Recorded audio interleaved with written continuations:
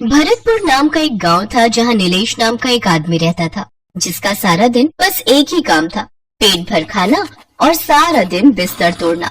नीलेश बहुत ही भुक्खड़ था। उसे उठते बैठते सोते जागते बस खाना ही खाना चाहिए था। घर की गृहस्थी उसकी पत्नी कामना के हाथों में थी।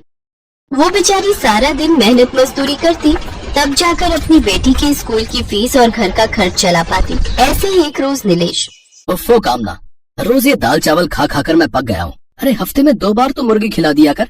देख तो बिना मुर्गी के कैसे सूख कर काटा हो गया हूँ मैं। पहले कुछ पैसे कमा कर लाओ, फिर खाना मुर्गी। सूख कर काटा हो गया हूँ।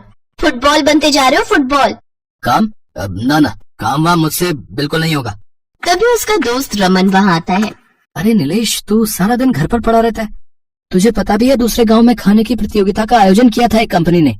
जो जितना ज्यादा खाना खाकर प्रतियोगिता जीतेगा उसके घर 2 साल तक का राशन मुफ्त में आता रहेगा और इनाम के 50,000 मिलेंगे, वो अलग।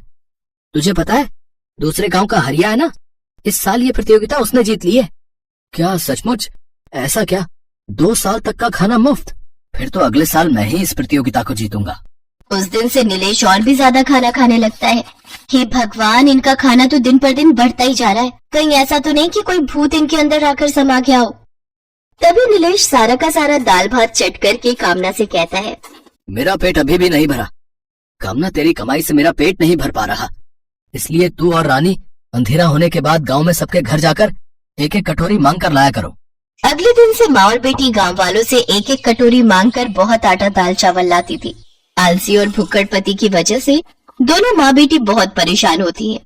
एक रोज रमन उन दोनों को आटा चावल मांगता देख लेता है। फिर वो नीलेश के पास जाकर कहता है, ये तो क्या कर रहा है नीलेश? तेरे खाने की आदत दिन पर दिन बढ़ती ही जा रही है। पता है इस वजह से भाभी और रानी को कितनी परेशानी हो रही है। अरे तू सारा दिन घर पर पड़ा रहता है, अगर कुछ काम करेगा तो भाभी की कितनी मदद होगी। तुझे किसने कहा मैं काम नहीं करता? तुझे पता है खाना खाना भी एक काम है। खाना खाते वक्त अपना हाथ, चबाते समय अपना मुंह और खाने को निगलते वक्त अपना गला काम करता है।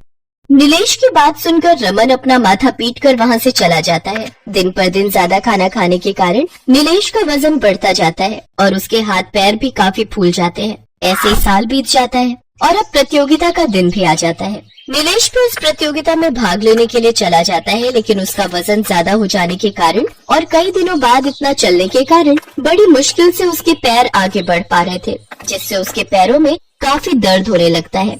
वो 2 किलोमीटर के रास्ते में भी कई बार बैठ कर जा पाता है और उसकी सांस भी काफी फूलने लगती है। जैसे तैसे वो उस प्रतियोगिता में पहुंच जाता है, जिसके बाद उसमें ढेर सारा खाना खाकर वो उस प्रतियोगिता को जीत जाता है।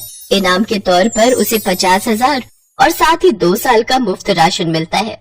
लेकिन उस दिन के बाद नीलेश को अपनी गलती का एहसास हो जाता है और वो आलस त्याग देता है और खाने पीने पर भी कंट्रोल करना शुरू कर देता है और अगले दिन से ही कुल्हाड़ी उठाकर लकड़हारे का काम करने निकल जाता है। नीलेश में ये बदलाव देखकर दोनों माँ बेटी बहुत खुश होते हैं।